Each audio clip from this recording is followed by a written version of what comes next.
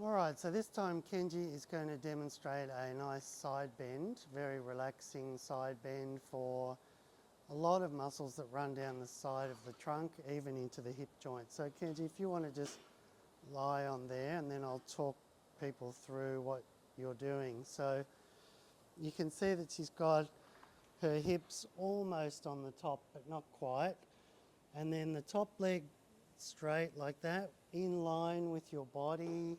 Don't bring it forward, otherwise you may lose the stretch. And then the bottom knee is bent forward like that, okay?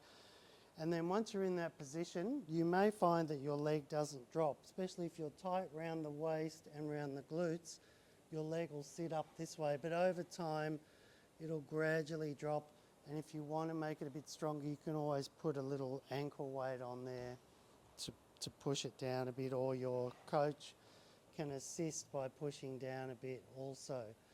So once you're there, just relax, and you should feel a stretch generally either here, which is just below the top of the pelvis in the gluteal muscles, and then above the iliac crest here in a lot of the oblique and erector spinae and QL muscles and so on. Can you feel that? Yes. Yeah. And then you may feel a stretch in some of those erector spinae muscles running down the spine as well, that way. Okay. And if you take your arm overhead like Kenji's doing, you may also feel a stretch, a mild stretch there in the lats and some of the rotator cuff muscles and so on. The other way that you can enhance this stretch is to take some very deep, long inhalations to really expand this area. So just breathe into my hand there. Yep, I can feel that expanding as you inhale.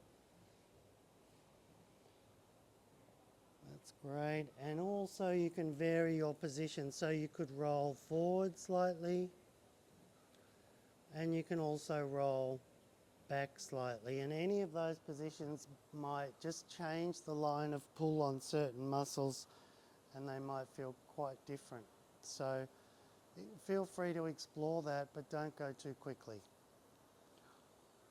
Of course, do the other side as well. We're not going to demonstrate both, but you need to do both sides.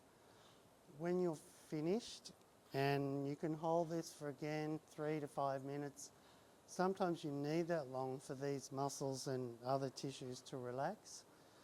Maybe the ITB that runs down there generally doesn't stretch, but the muscles around it will relax further, and you should find that your leg drops accordingly.